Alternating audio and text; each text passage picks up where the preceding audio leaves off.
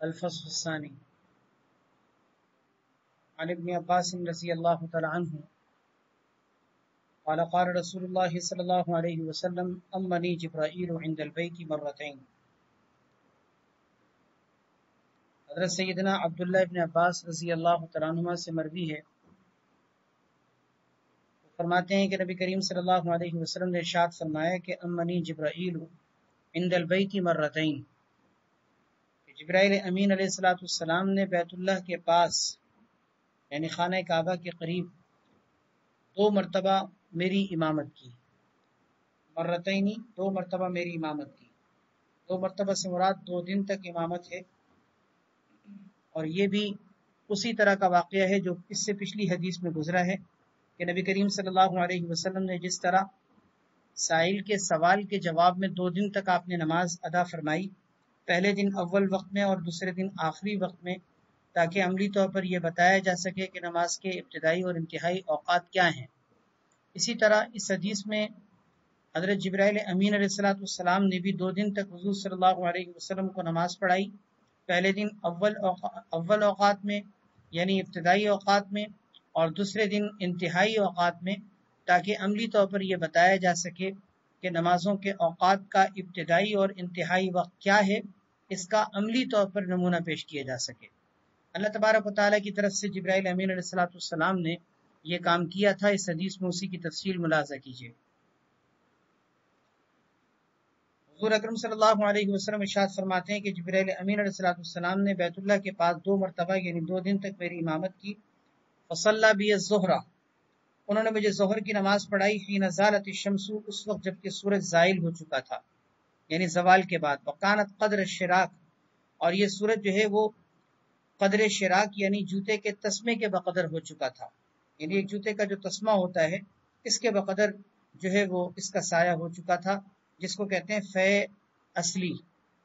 عین زوال کے بعد جو وقت ہوتا ہے نا، اس وقت میں سایہ بالکل تقریباً ختم ہو جاتا ہے، اس وقت کے سائے کو فے زوال کہتے ہیں، فے اصلی بھی اس کو کہا جاتا ہے، اسی کو یہ تعبیر کیا جا رہا ہے قدر شراک سے۔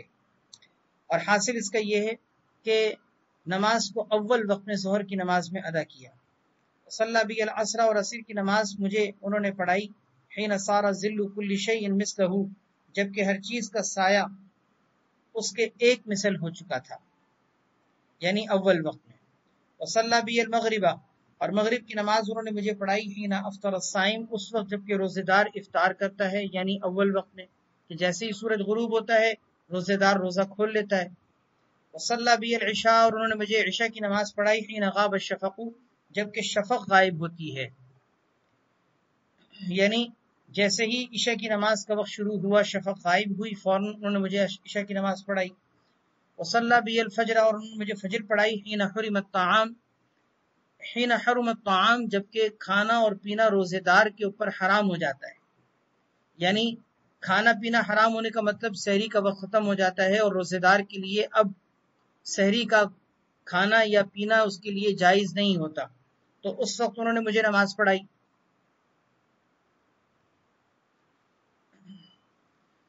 فلما کان الغد، جب اگلا دن آیا، پہلا دن تو گزر گیا، جب اگلا دن آیا تو صلی بی الظہر، انہوں نے مجھے ظہر کی نماز پڑھائی، حین کان ظلہ مثلہ، جبکہ اس کا سایہ اس کے ایک مثل ہو چکا تھا، یعنی آخری وقت میں ظہر کی نماز پڑھائی۔ وصلی بی العصر، اور عصر کی نماز مجھے پڑھائی، حین کان ظلہ مثلہ، جبکہ اس کا سایہ 2 مثل ہو چکا تھا، یعنی اس کا مطلب یہ کہ عصر کی نماز اس وقت میں پڑھائی جبکہ اس کا سایہ 2 مثل ہو چکا تھا۔ 2 مثل کا مطلب یعنی قدر تاخیر کے ساتھ، کیونکہ پہلے دن تو مثل اول میں پڑھائی تھی، دوسرے دن مثل ثانی میں پڑھائی۔ وصلی، لیکن دیکھیں اس میں غور کیجئے گا، عصر کی نماز کو آخری وقت تک نہیں لے کے گئے، ہونا تو یہ چاہیے تھا نا کہ دیگر نمازوں کی طرح اس نماز کو بھی آخری وقت میں لے جا کے پڑھتے، کیوں نہیں آخری وقت میں لے گئے؟ اس لیے نہیں لے گئے کیونکہ آخری وقت میں سورج کا اصفرار شمس کا معاملہ ہو جاتا ہے، اور سورج کے اصفرار کے بعد پھر نماز تو مکروہ ہو جاتی ہے، اس لیے دوسرے دن عصر کی نماز میں تاخیر تو کی، لیکن اتنی حد تک تاخیر کی جتنی کی گنجائش تھی۔ وصلی بی المغرب، اور مجھے انہوں نے مغرب کی نماز دوسرے دن بھی اسی وقت پڑھائی، حین افطر الصائم، جبکہ روزے دار افطار کرتا ہے۔ اس میں بھی آپ غور کریں، پہلے دن سورج غروب ہونے کے فوراً بعد مغرب کی نماز ادا کی تھی، تو دوسرے دن مغرب کی نماز ادا کرنی چاہیے تھی اس کے آخری وقت میں، لیکن دوسرے دن بھی اسی وقت ادا کی جبکہ سورج غروب ہوا تھا اور روزے دار افطار کرتا ہے، اسی وقت انہوں نے مغرب کی نماز پڑھائی۔ اس میں بھی اصل میں وجہ یہ تھی کہ مغرب کی نماز کے اندر اگرچہ تاخیر کی گنجائش تو ہے، لیکن مغرب کے اندر بہتر یہی ہے سال بھر کہ انسان اس کو اول وقت میں پڑھے۔ یہی وجہ ہے کہ مغرب کے مستحب وقت کے اندر کوئی اختلاف نہیں ہے، آگے اس کی تفصیل آئے گی۔ سب حضرات یہی فرماتے ہیں کہ جیسے ہی سورج غروب ہو فوراً مغرب کی نماز ادا کرنی چاہیے، مغرب میں تاخیر جو ہے وہ مناسب نہیں ہے۔ تو یہاں پر جبرائیل امین علیہ السلام نے بھی دوسرے دن مغرب کی تاخیر کے بجائے مغرب کو اسی وقت میں ادا کیا۔ وصلنا بی العشاء الی ثلث اللیل، اور انہوں نے مجھے عشاء کی نماز رات کے تہائی حصے میں پڑھائی، یعنی رات کے تہائی حصے تک تاخیر کر کے عشاء کی نماز پڑھائی۔ وصلی بی الفجر، اور فجر کی نماز انہوں نے مجھے پڑھائی، فاسفر، اور اس کو خوب روشن کیا، ثم التفت الی، پھر میری طرف متوجہ ہوئے، فقال، فرمایا، ہاں یا محمد، ھذا وقت الانبیاء من قبلک، یہ نمازوں کے اوقات ہیں، یہ انبیاء علیہ السلام کے نماز پڑھنے کے اوقات ہیں، من قبل کا، آپ سے پہلے، یعنی آپ سے پہلے بھی انبیاء علیہ السلام ان اوقات کے اندر نماز پڑھا کرتے تھے۔ والوقت ما بین ہذین الوقتین، اور وقت جو ہے وہ ان دونوں وقتوں کے درمیان ہے۔ وقت سے مراد یعنی نمازوں کے جو اوقات ہیں وہ ان دونوں وقتوں کے درمیان ہے۔ یہ بھی اسی انداز کی ایک عملی تربیت ہے جو حضور اکرم صلی اللہ علیہ وسلم نے سائل کے سامنے پیش کی تھی۔ حضرت جبرائیل امین علیہ السلام نے بھی اللہ تبارک و تعالیٰ کے حکم سے عملی طور پر نمازوں کے ابتدائی اور انتہائی اوقات کی تفصیل بتائی۔ الفصل الثالث،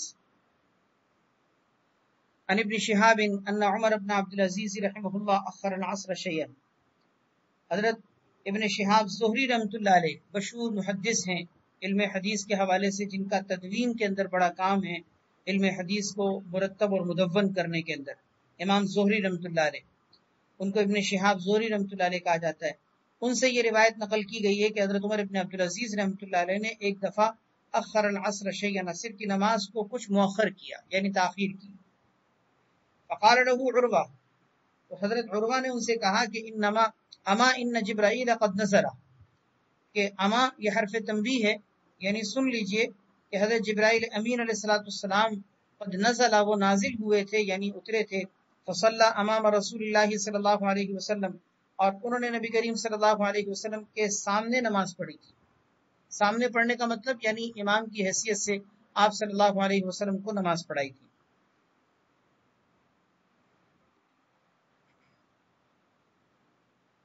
فقال عمر، تو ابھی انہوں نے حدیث بیان کرنی شروع ہی کی تھی کہ حضرت عمر بن عبد العزیز رحمۃ اللہ علیہ نے ان کو روک دیا۔ یہ جو حدیث بیان کر رہے تھے نا حضرت جبرائیل امین علیہ السلام کی امامت والی، تو وہ حدیث ابھی انہوں نے بیان کرنی شروع ہی کی تھی کہ حضرت عمر بن عبد العزیز رحمۃ اللہ علیہ نے ان کو روکا اور فرمایا کہ اعلم ما تقول یا عروہ، کہ اے عروہ تمہیں معلوم، اعلم اچھے طریقے سے جان کر سوچ سمجھ کر بات کرو جو تم کہہ رہے ہو، یا عروہ، اے عروہ، یعنی اے عروہ اچھے طریقے سے سوچ سمجھ کر بات کرو، اس طرح سے بغیر سند کے بات کو نقل نہ کرو۔ اصل میں انہوں نے جو حدیث ذکر کی تھی نا وہ حدیث بغیر سند کے نقل کی ہے۔ آپ غور کیجئے، اس میں دیکھیں انہوں نے کہا اما ان جبرائیل، انہوں نے بغیر سند کے کہ انہوں نے یہ حدیث کس سے سنی، اس سند کے بغیر انہوں نے یہ بات نقل کی، تو حضرت عمر بن عبد العزیز رحمۃ اللہ علیہ نے ان کو ٹوکا اور فرمایا کہ دیکھو سوچ کر کہو، اس طرح سے بغیر سند کے بات نقل نہ کرو۔ اعلم علم یعلم سے باب سمیا سے امر کا صیغہ ہے، اعلم یعنی خوب سوچ سمجھ کر، اعلم جان لو اچھے طریقے سے، ما تقول یا عروہ کہ تم کیا کہہ رہے ہو اے عمر۔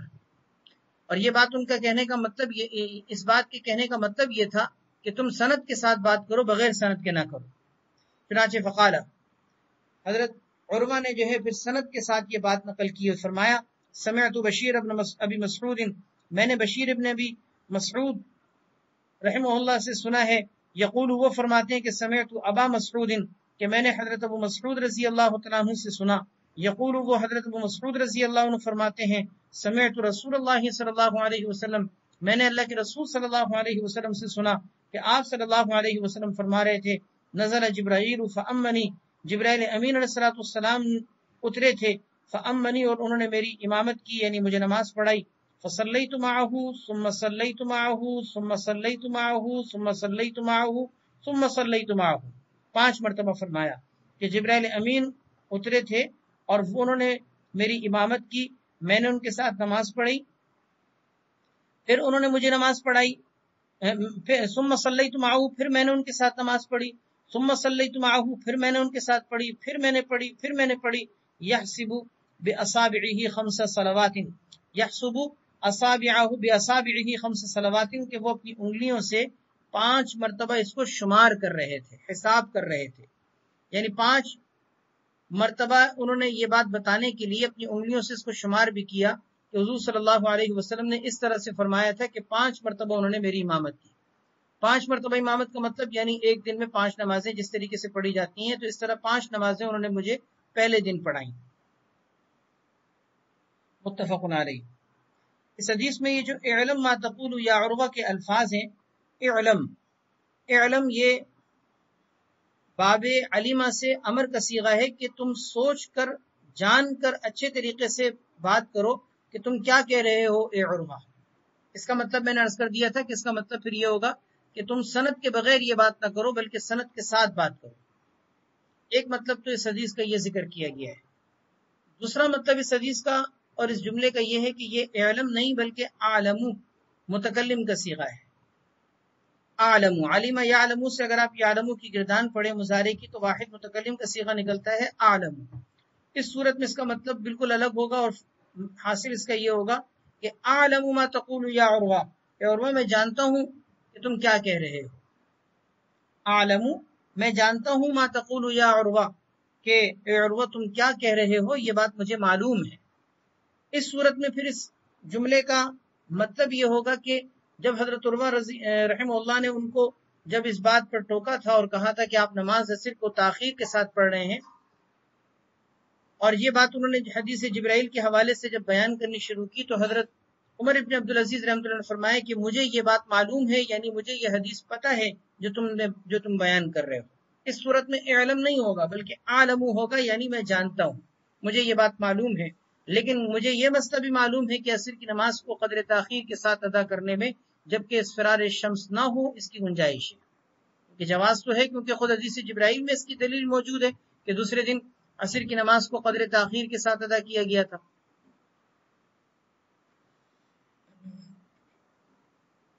मुत्तफकुन अलैह। ये सवाल पूछा है कि पहले अंबिया किराम अलैहिस्सलाम जो हैं वो भी इसी वक्त में नमाज पढ़ते थे। देखें, असल में अंबिया अलैहिस्सलाम की जो नमाजें थीं उनके अंदर औकात इसी तरह के थे, अलबत्ता नमाजों की कैफियत और नमाजों की रकात या नमाजों के जो हमारे उम्मत मोहम्मदिया के अंदर अंदाज हैं, उस अंदाज की वो नमाजें नहीं थी। यानी उनकी तादाद रकात वगैरह के अंदर फर्क था, लेकिन औकात यही थे। अलबत्ता इसमें जो इशा की नमाज का वक्त जिक्र किया गया है, हाशिया में इसकी तफसील मौजूद है कि इशा की नमाज ये सिर्फ इस उम्मत की खुसूसियत है। इशा की नमाज के अलावा बकिया नमाजों के जो औकात जिक्र किए गए हैं, ये पिछले अंबिया अलैहिस्सलाम की भी नमाजों के औकात थे। अलबत्ता नमाजों की कैफियत में और उसके तरीके में फ़र्क हो सकता है, लेकिन नमाज मुतलकन नमाजों के औकात के एतबार से ये नमाजों के औकात वही हैं जो पिछले अंबिया अलैहिस्सलाम के थे।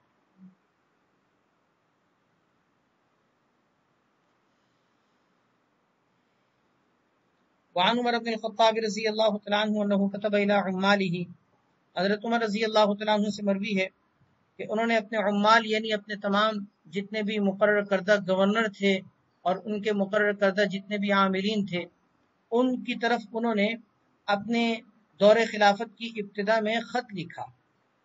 जैसे वो अमीरुल मोमिनीन बने और खलीफतुल मोमिनीन बने, तो उस वक्त उन्होंने खिलाफत का जब जिम्मा उठाया तो सबसे पहले उन्होंने शुरू में ही अपने तमाम गवर्नरों के नाम एक खत लिखा। उस खत का मजमून ये था, इन्ना अहम्म उमूरिकुम इंदी अस्सलात, बेशक तुम्हारे तमाम कामों में میرے نزدیک سب سے زیادہ اہم کام وہ نماز پڑھنا ہے. یعنی گویا کہ آپ اندازہ کیجئے کہ ان کے خط کا مضمون یہ بھی تو ہو سکتا تھا کہ تمہارے تمام کاموں میں میرے نزدیک سب سے زیادہ اہم کام وہ یہ ہے کہ تم اپنی رعایا کے ساتھ انصاف کرنا. یہ بھی تو ہو سکتا تھا کہ تم ظلم نہ کرنا. یہ بھی تو ہو سکتا تھا کہ تم کسی قسم کے جرائم کا جو ہے وہ اپنے ماتحتوں کے اندر جو ہے وہ کوئی جو ہے پھیلنے نہ دینا، جرائم نہ ہونے دینا. اس طرح کی بھی تو تاکید و نصیحت ہو سکتی تھی. لیکن آپ اندازہ کیجئے کہ حضرت عمر رضی اللہ تعالیٰ عنہ کا پیغام کیا تھا کہ میرے نزدیک تمہارے تمام کاموں میں سب سے اہم کام نماز ہے.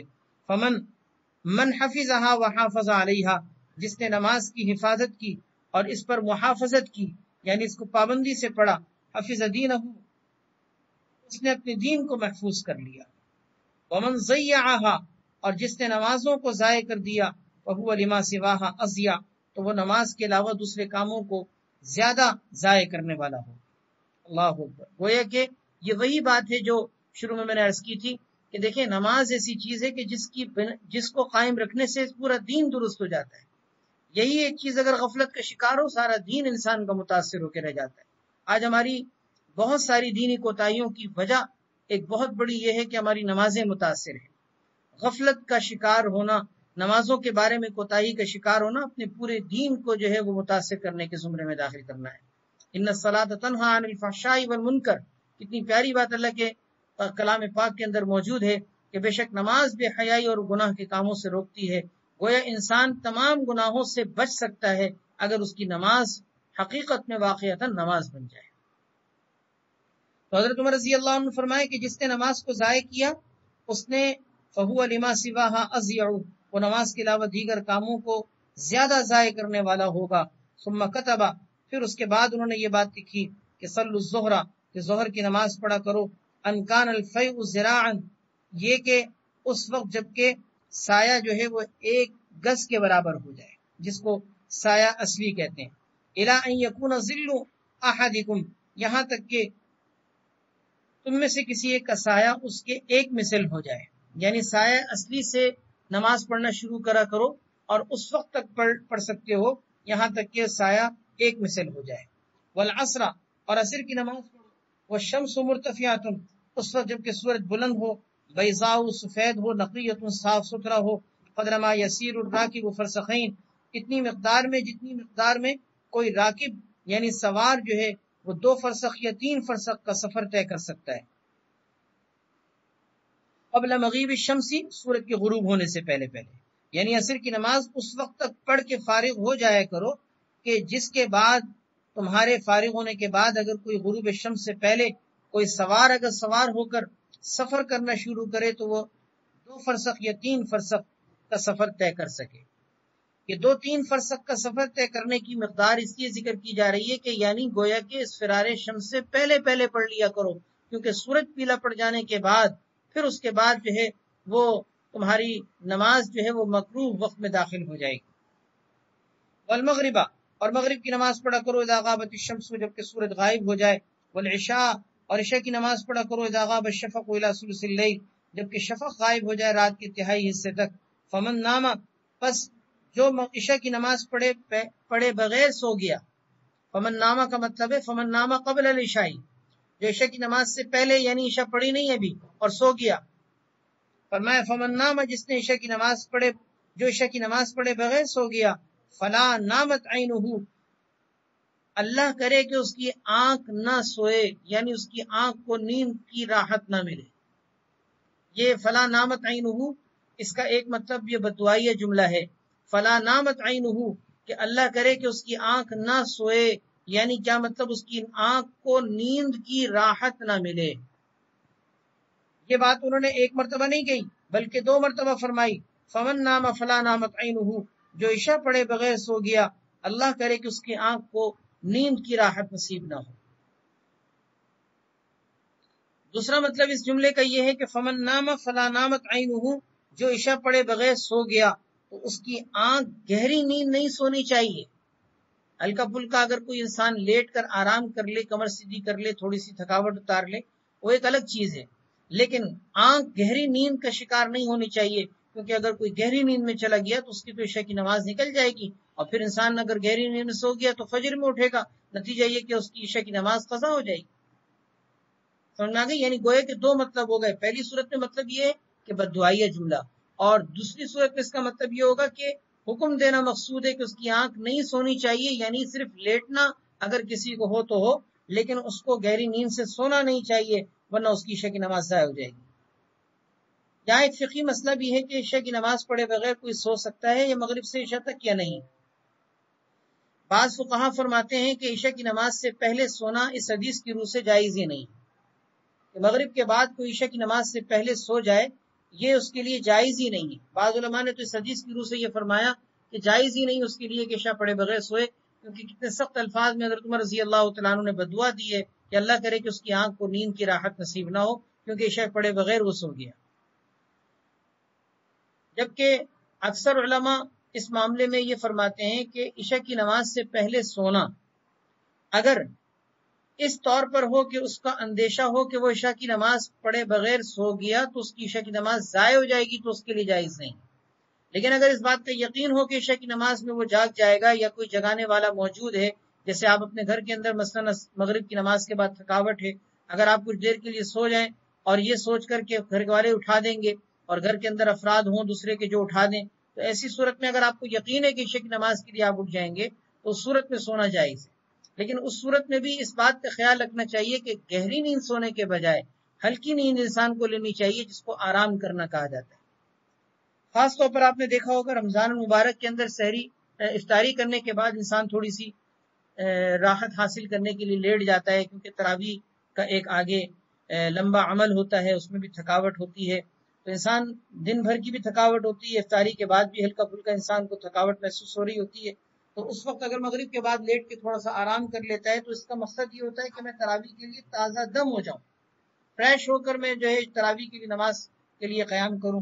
تو اس مقصد کے لیے مغرب کی نماز کے بعد لیٹنا اور آرام کرنا، اس میں کوئی حرج کی بات نہیں ہے. خلاصہ یہ نکلا کہ مغرب کی نماز کے بعد یعنی عشاء کی نماز سے پہلے نماز عشاء پڑھے بغیر سونا اس شرط کے ساتھ جائز ہے جبکہ یقین ہو کہ وہ عشاء کی نماز کے لیے اٹھے گا. اور اگر کسی کو اندیشہ ہو مثلا گھر میں کوئی نہیں اور آپ سو جائیں، تو ایسی صورت میں اس بات کا اندیشہ موجود ہے کہ کہیں گہری نیند آ گئی تو فجر کی نماز میں اٹھیں گے اور عشاء کی نماز ضائع ہو جائے گی، پھر سونا درست نہیں، پھر انسان کو گریز کرنا چاہیے تاکہ جو ہے وہ عشاء کی نماز ضائع نہ ہو.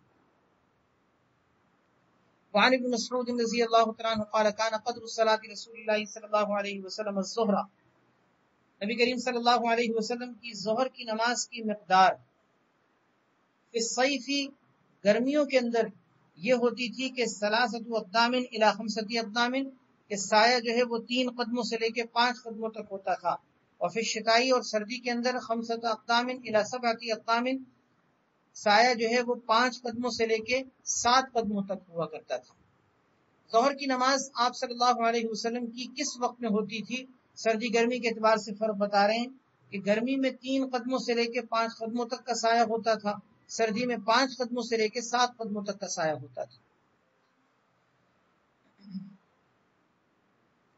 اس حدیث میں جو سردی گرمی کا فرق بیان کیا گیا ہے، حضرات محدثین فرماتے ہیں کہ اس میں کوئی فرق نہیں ہے. اصل میں سردی گرمی میں نا سایہ اصلی جو ہوتا ہے اس کے اندر ہی فرق آ رہا ہوتا ہے. اگر آپ نوٹ کریں تو آپ کو یہ بات بھی نظر آئے گی کہ گرمی میں سایہ اصلی زوال کے وقت میں کچھ اور ہوتا ہے، سردی میں سایہ اصلی کچھ اور ہوتا ہے. وجہ اس کی کہ سورج کی جو نا وہ زاویہ جو ہے وہ بدل جاتا ہے. سورج بالکل سر کے اوپر سے نہیں گزرتا، سردیوں میں دور ہو کر گزرتا ہے اور گرمیوں میں اوپر سے گزرتا ہے. تو یہی تو سردی گرمی کا وہ فرق ہے کہ جس کی وجہ سے سورج کے دور یا قریب ہونے کی وجہ سے سرد اور گرم کا معاملہ رہتا ہے. تو سردی گرمی کے اعتبار سے سورج کے دور یا قریب سے گزرنے کی وجہ سے سایہ اصلی میں فرق آتا ہے. تو یہاں پر دونوں وقت کے اعتبار سے جو فرق کیا گیا ہے سردی گرمی میں، اس میں حقیقت میں کوئی فرق نہیں ہے. حقیقت میں فرق اس لیے نہیں کیونکہ سردی گرمی کے اعتبار سے سایہ اصلی میں فرق ہے، اور اس کی وجہ سے حدیث میں یہ ذکر کیا گیا ہے کہ گرمی میں چونکہ سایہ اصلی چھوٹا ہوتا ہے اس لیے 3 قدموں سے لے کے 5 قدموں تک جب وقت ہوتا تھا تو آپ ظہر کی نماز پڑھتے تھے، اور سردی میں چونکہ سایہ اصلی بڑا ہوتا ہے اس لیے 5 قدموں سے لے کے 7 قدموں تک کے وقت میں آپ نماز پڑھا کرتے تھے.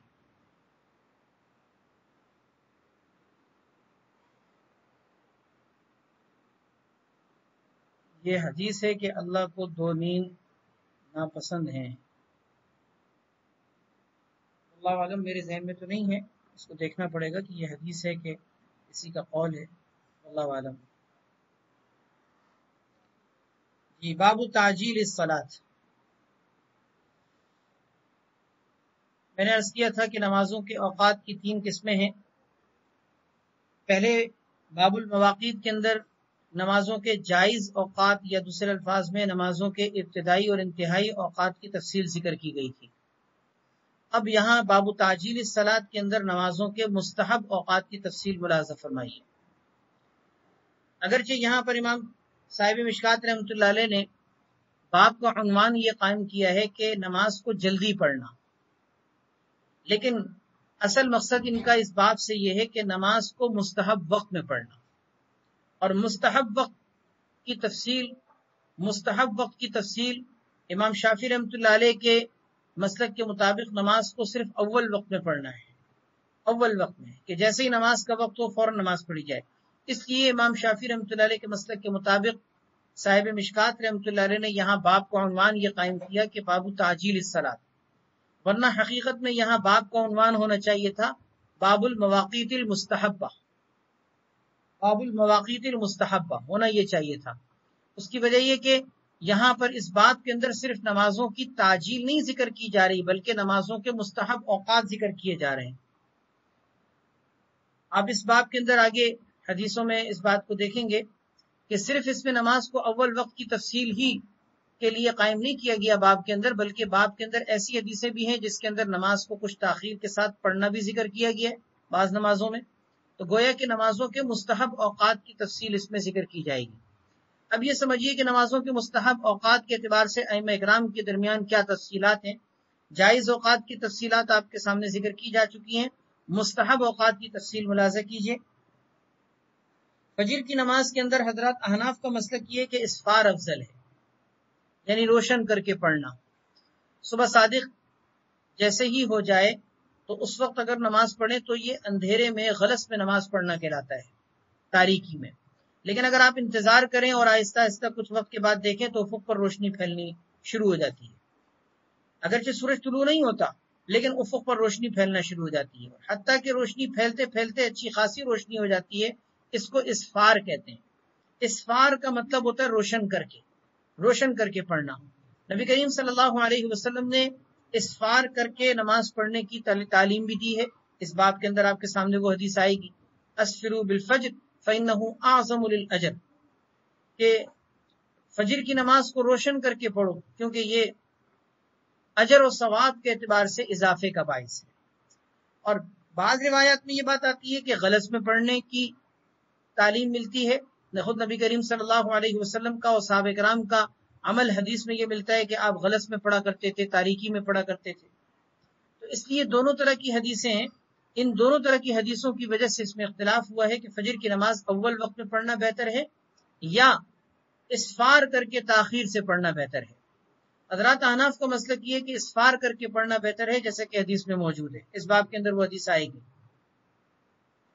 اور امام شافعی، امام مالک، امام احمد بن حنبل رحمہ اللہ، ان تینوں حضرات کا مسلک یہ ہے کہ غلس میں پڑھنا افضل ہے. غلس غین کے ساتھ ہے. غلس کا مطلب ہوتا ہے تاریکی میں پڑھنا. حضرات احناف یہ کہتے ہیں کہ غلس میں پڑھنے کی جو روایت ہے اس پر بھی عمل کیا جا سکتا ہے، لیکن وہ عمل عام حالات میں اگر کریں تو لوگوں کو نماز کے اندر شرکت کرنے کا موقع کم ملے گا. اول وقت میں نماز پڑھنے کی وجہ سے ایسا نہ ہو کہ لوگ نماز میں شامل ہونے سے رہ جائیں، جماعت میں کم افراد شریک ہو سکیں. اس لیے تھوڑی تاخیر کر کے پڑھنے میں یہ فائدہ ہوگا کہ لوگ زیادہ سے زیادہ نماز کے اندر جماعت میں شریک ہو سکیں گے. البتہ اگر لوگ پہلے سے اٹھے ہوئے ہوں، جیسے کہ آپ نے رمضان میں یہ منظر دیکھا ہے کہ رمضان میں کیا ہوتا ہے، سحری کرنے کے بعد جیسے ہی وقت ختم ہوتا ہے اذان ہوتی ہے اور اس کے 10-15 منٹ کے بعد فوراً نماز شروع ہو جاتی ہے. یعنی سال بھر اگرچہ اسفار کر کے دیر سے فجر کی نماز پڑھی جاتی ہے لیکن رمضان میں جلدی پڑھی جاتی ہے. کیوں پڑھی جاتی ہے؟ یہاں دیر سے پڑھنے کی صورت میں اس بات کا امکان ہے کہ لوگ سو جائیں گے کیونکہ رات کے اٹھے ہوئے ہیں اور سحری بھی کھائی ہوئی ہے تو نیند بھی آ رہی ہوتی ہے. یہاں اس بات کا امکان ہے کہ دیر سے پڑھنے کی صورت میں لوگ سو جائیں گے. یہاں اسی لیے جلدی پڑھی جاتی ہے. اسی طریقے سے حرمین شریفین کے اندر یا ایسی جگہ پر جہاں پر لوگ رات کے اٹھے ہوئے ہوں اور نماز فجر کے منتظر ہوں تو وہاں پر اول وقت میں نماز اس لیے پڑھی جاتی ہے کیونکہ دیر سے پڑھنے کی صورت میں لوگوں کو تکلیف ہوگی.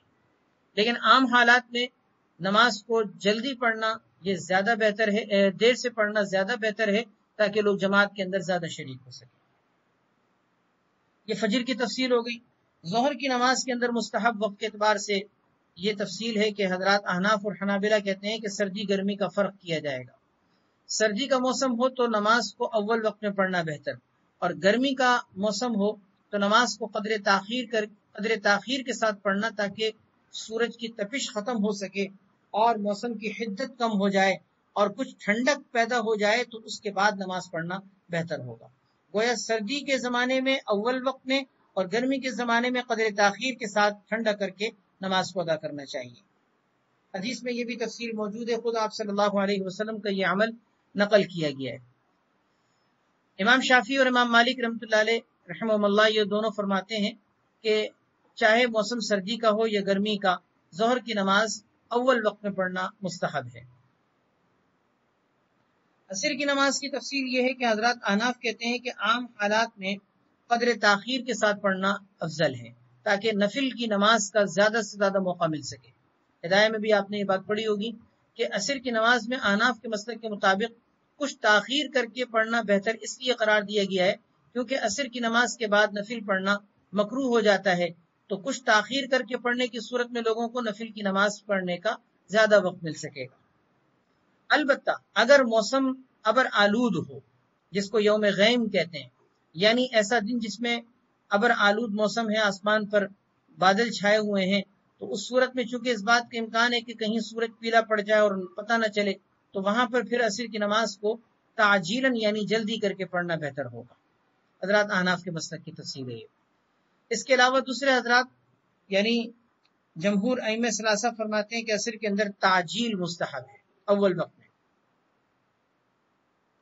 مغرب کی نماز کے اندر بالاتفاق تعجیل مستحب ہے. سب کے نزدیک مغرب کی نماز کا جیسے ہی وقت ہو بغیر کسی تاخیر کے مغرب کی نماز کو جلدی پڑھ لینا زیادہ بہتر ہے.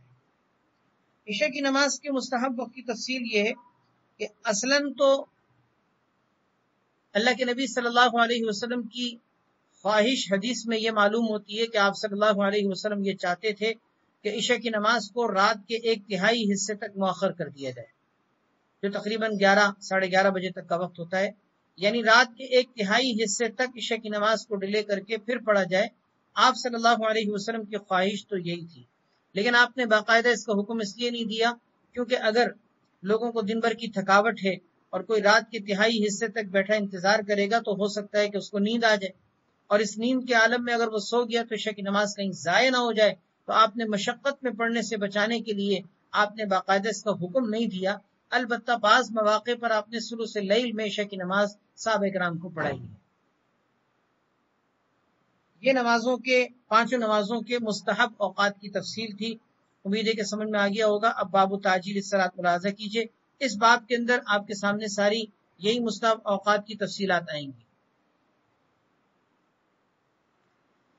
الفصل الاول عن سیار ابن سلامہ قال دخلت انا وابی على ابی برزۃ الاسلمی رضی اللہ تعالی عنہ. حضرت سیار ابن سلامہ فرماتے ہیں کہ میں اور میرے والد حضرت ابو برزہ اسلمی رضی اللہ تعالیٰ عنہ کے پاس داخل ہوئے. فقال له ابی، تو میرے والد نے کہا کیف کان رسول اللہ صلی اللہ علیہ وسلم یصلی المکتوبہ. میرے والد نے ان سے پوچھا یعنی حضرت ابو برزہ اسلمی رضی اللہ تعالیٰ عنہ سے پوچھا کہ نبی کریم صلی اللہ علیہ وسلم فرض نماز کس طرح سے ادا کیا کرتے تھے. فقال، انہوں نے فرمایا کان یصلی الحجیر، نبی کریم صلی اللہ علیہ وسلم صلاۃ حاجرہ یعنی ظہر کی نماز پڑھا کرتے تھے.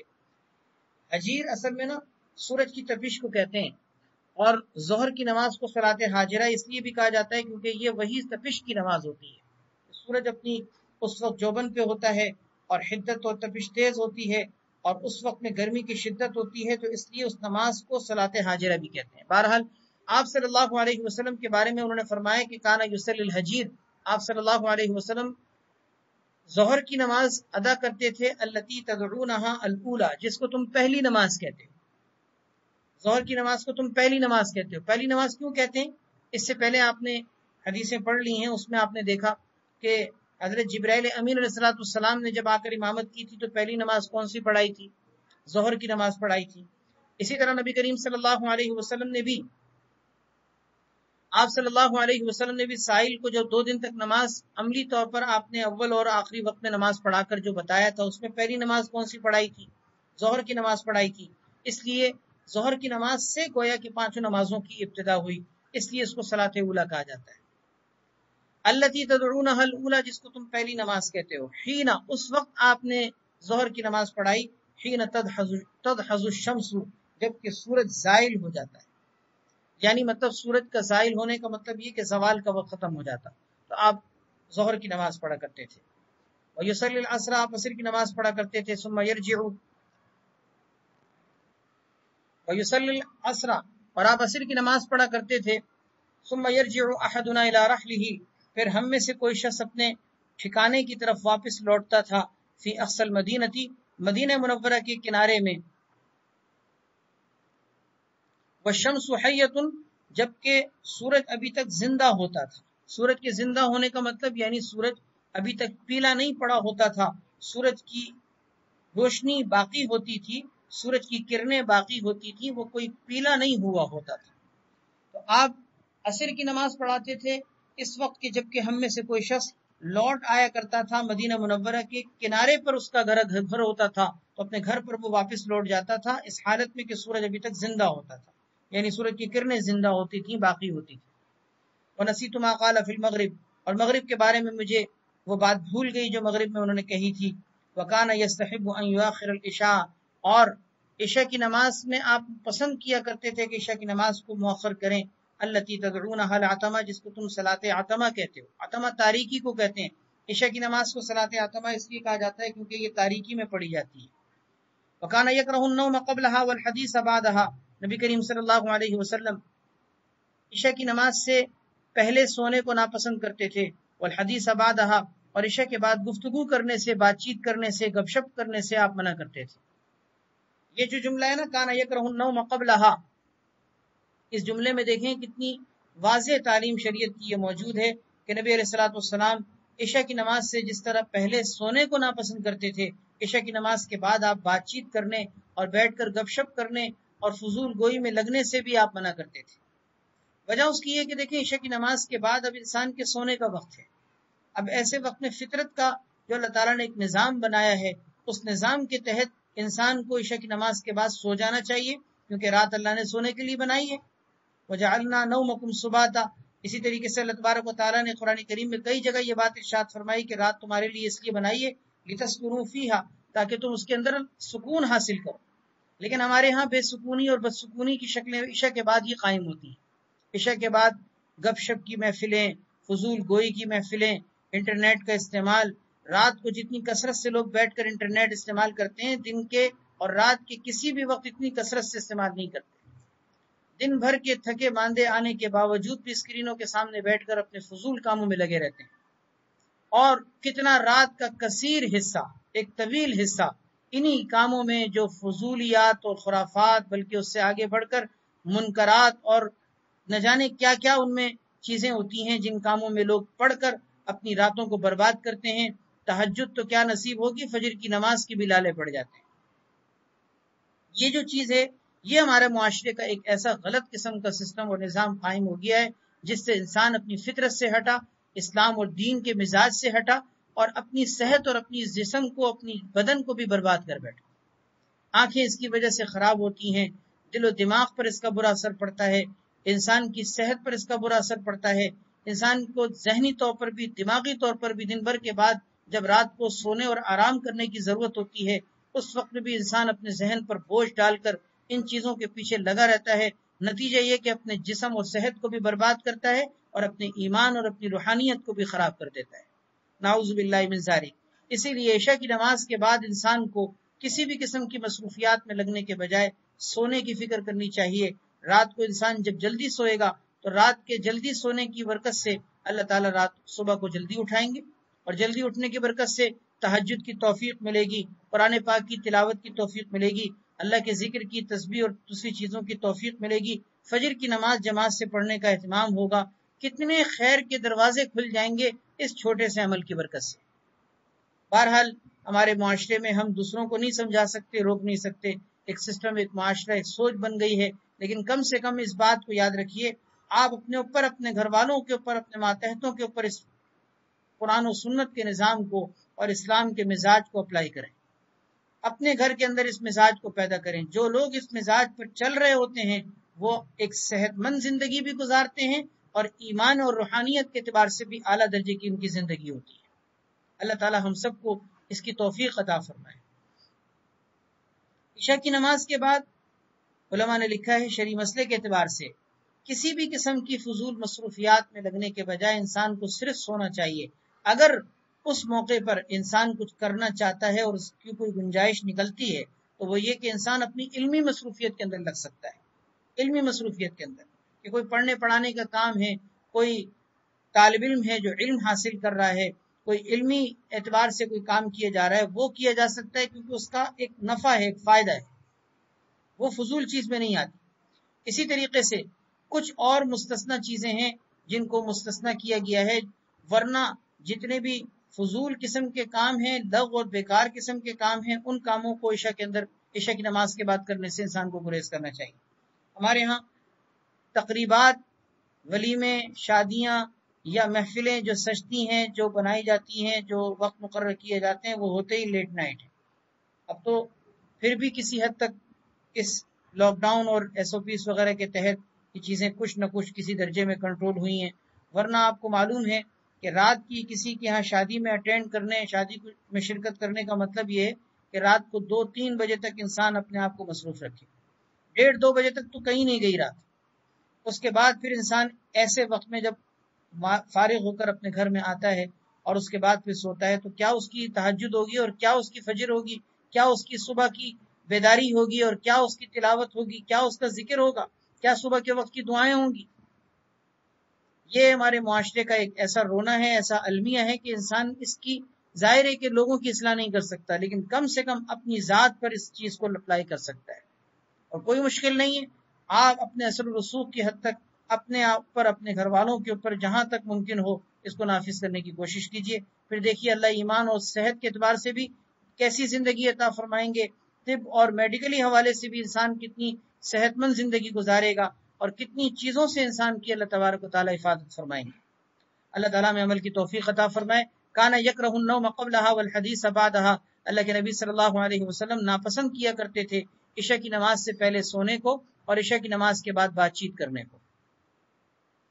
کانا ینفتل من صلاۃ الغداۃ، اور آپ صبح کی نماز سے فارغ ہوتے تھے، حین، اس وقت جب کہ یعرف الرجل جلیسہ، کوئی شخص اپنے برابر میں بیٹھے ہوئے شخص کو پہچان لیا کرتا تھا، وَيَقْرَأُ بِالسِّتِّينَ إِلَى الْمِئَةِ، اور آپ صلی اللہ علیہ وسلم 60 سے لے کے 100 تک آیتوں کی تلاوت کیا کرتے تھے۔ ہدایہ کے اندر اس کی تفسیر آپ نے پڑھ لی ہوگی کہ 40 سے لے کے 60 تک یا 60 سے لے کے 100 تک کی قرآن کریم کی آیات کی تلاوت کرنی ہوتی ہے فجر کی نماز میں۔ حاصل اس کا یہ کہ فجر کی نماز میں کچھ طویل قرات کرنی چاہیے، جس کی مقدار طوال مفصل، قصار مفصل، اوساط مفصل اور ان کی نمازوں کی تفصیل ہدایہ میں موجود ہے۔ وفی روایت ولا یبالی بتاخیر العشاء الى ثلث الليل، ایک اور روایت میں ہے کہ آپ صلی اللہ علیہ وسلم اس بات کی فکر نہیں کرتے تھے، پرواہ نہیں کرتے تھے، بتاخیر العشاء الى ثلث الليل، کہ عشاء کی نماز کو رات کے 1/3 حصے تک مؤخر کر دیں۔ اس کی آپ پرواہ نہیں کرتے تھے کہ اگر عشاء کی نماز ڈیلے ہو جائے رات کے 1/3 حصے تک تو بھلے ہو جائے، آپ اس کی پرواہ نہیں کرتے تھے۔ وجہ اس کی یہی ہے کہ رات کے 1/3 حصے تک تو آپ پسند کرتے تھے۔ البتہ میں نے عرض کر دیا کہ روایات میں یہ بات آگے آ رہی ہے کہ اگر مجھے مشقت کا خوف نہ ہوتا تو میں باقاعدہ حکم دے دیتا کہ رات کے 1/3 حصے تک مؤخر کریں، لیکن چونکہ مشقت میں پڑنے کا اندیشہ ہے اس لیے آپ نے باقاعدہ حکم نہیں کیا۔ ولا يحب النوم قبلها والحديث بعدها، عشاء کی نماز سے پہلے سونے کو آپ پسند نہیں کرتے تھے اور عشاء کی نماز کے بعد بات چیت کرنے کو پسند نہیں کرتے تھے۔ متفق علیہ۔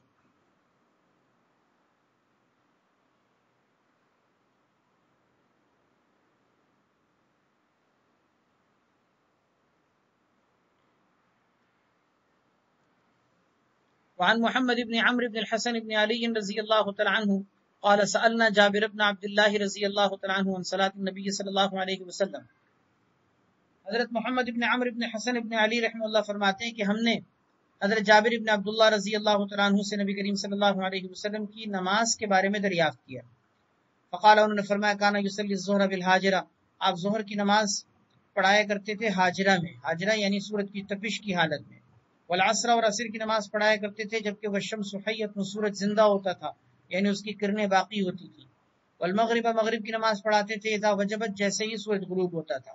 اذا وجبت، جب سورج غروب ہوتا تھا یعنی جیسے ہی غروب ہوتا تھا فوراً آپ نماز پڑھا دیا کرتے تھے. وجبت بمعنی غربت کے ہے. والعشاء، اور عشاء کی نماز آپ پڑھاتے تھے اذا کثر الناس عجلا، جب لوگ زیادہ ہو جاتے تو آپ جلدی پڑھ لیتے تھے. واذا قلوا، اور جب لوگ کم ہوتے تھے اخرا، تو آپ کچھ تاخیر کر دیا کرتے تھے. والصبح، اور صبح کی نماز پڑھایا کرتے تھے بغلس، غلس میں یعنی تاریکی میں. دیکھیے اس حدیث سے یہ بات معلوم ہوئی کہ صبح کی نماز آپ غلس میں، تاریکی میں پڑھایا کرتے تھے. اور آگے اسی باب کے اندر یہ بات آئے گی حدیث میں کہ آپ صلی اللہ علیہ وسلم نے اسفار کو بھی پسند کیا ہے. تو اس لیے دونوں طرح کی روایتیں ہیں، اسی وجہ سے اس میں اختلاف ہوا ہے کہ فجر کی نماز میں تغلیظ بہتر ہے یا اسفار بہتر ہے.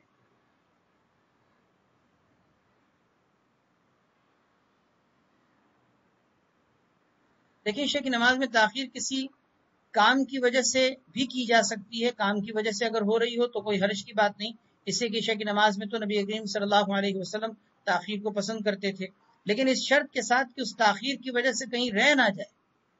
ایسا ہوتا ہے نا کہ کسی کام کی وجہ سے ہم نے اس کو ڈیلے کیا لیکن بعد میں سستی چڑھ گئی اور نیند آنے لگی، آنکھیں بند ہونے لگی، اب ہمت نہیں ہو رہی تو ہم نے جلدی جلدی جس کو کہتے ہیں گزارے والی نماز پڑھ کر ہم بستر پہ چلے گئے.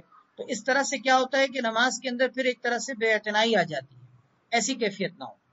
اچھا، مستحب کی نیت سے بھی نماز کو ڈیلے کیا جا سکتا ہے، لیکن اس میں بھی وہی شرط ہے کہ مستحب کی نیت سے کہیں ایسا نہ ہو کہ ہم گناہ کی طرف چلے جائیں کہ ہم نے مستحب کی نیت سے ڈیلے کیا کہ رات کو دیر سے پڑھیں گے، نتیجہ یہ نکلا کہ آنکھ لگ گئی اور ہماری نماز ہی رہ جائے، ایسا نہ ہو.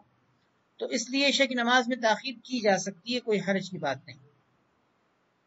لیکن شرط یہی ہے کہ نماز ضائع نہ ہو اور نماز تاخیر کے اندر کہیں ایسا نہ ہو تاخیر کی وجہ سے ہماری آنکھیں بند ہونے لگیں اور ہم نماز کو فریش ہونے کی حالت میں تازگی کے ساتھ ادا نہ کر سکیں.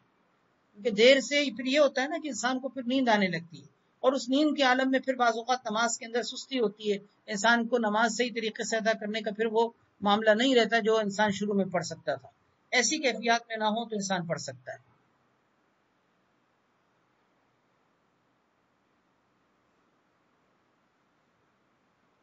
وعن انس رضی اللہ تعالیٰ عنہ قال كنا اذا صلینا خلف النبی صلی اللہ علیہ وسلم.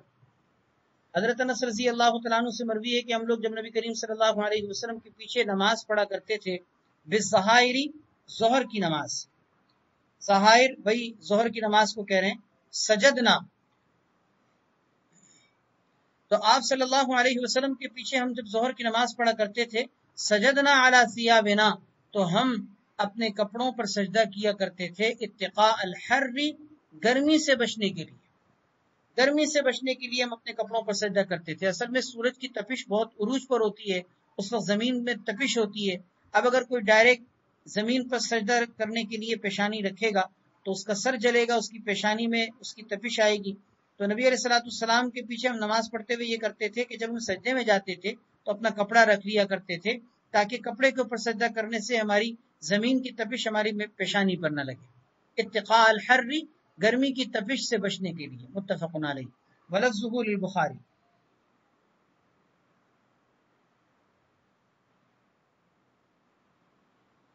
حبۃ نہیں، یہ حیۃ ہے. والشمس حیۃ، حیۃ کا معنی زندہ ہونا، اور زندہ ہونے کا مطلب میں نے عرض کیا تھا کہ سورج کی کرنوں کا باقی ہونا. کہ عصر کی نماز آپ صلی اللہ علیہ وسلم پڑھا کرتے تھے اس وقت جبکہ سورج زندہ ہوتا تھا. حیۃ، زندہ ہونے کا مطلب یعنی اس کی کرنیں باقی ہوتی تھیں، پیلا نہیں ہوتا تھا، پیلاہٹ نہیں آتی تھی. سورج کے پیلا ہونے سے پہلے پہلے آپ پڑھ لیا کرتے تھے. یہاں ایک مسئلہ کپڑوں پر سجدہ کرنے کے حوالے سے سمجھ لیجئے کہ اس بات پر سب کا اتفاق ہے کہ کپڑوں پر سجدہ کرنے میں کوئی حرج نہیں. مثلا آپ جانماز بچھا کر یا کارپٹ پہ، قالین پہ، چٹائی پر یا کوئی بھی کپڑا آپ صلی اللہ علیہ وسلم جیسے صحابہ کرام آپ صلی اللہ علیہ وسلم کے پیچھے پڑھ لیا کرتے تھے، تو ہم بھی کوئی بھی کپڑا جو ہے وہ بچھا کر اس کے اوپر سجدہ کر سکتے ہیں، اس میں کوئی حرج نہیں، اس میں سب کا اتفاق ہے۔ البتہ جسم سے متصل کوئی کپڑا اگر ہم سامنے رکھیں اور اس پر سجدہ کریں تو اس پہ سجدہ کرنا بہتر ہے یا نہیں؟ امام شافعی رحمۃ اللہ علیہ فرماتے ہیں کہ اس پہ سجدہ نہیں کرنا چاہیے۔ اپنے جسم سے متصل کپڑا، مثلا میں سجدے میں جاتے ہوئے اپنی آستین یا اپنا رومال یا اپنے دامن کا کوئی حصہ سامنے رکھ لوں اور اس پر سجدہ کروں، یہ بہتر طریقہ نہیں ہے امام شافعی رحمۃ اللہ علیہ کے نزدیک، اور جمہور کے نزدیک اس میں بھی کوئی حرج نہیں ہے۔ امام شافعی رحمۃ اللہ علیہ فرماتے ہیں کہ جسم سے متصل کپڑا رکھنے میں کراہت ہے، یعنی بہتر نہیں ہے، لیکن اگر وہ جسم سے متصل کپڑا نہ ہو، الگ سے کپڑا ہو، جیسے آپ نے کوئی سامنے کپڑا رکھا اور وہ آپ کے جسم سے ملا ہوا نہیں ہے، اس میں کوئی حرج نہیں۔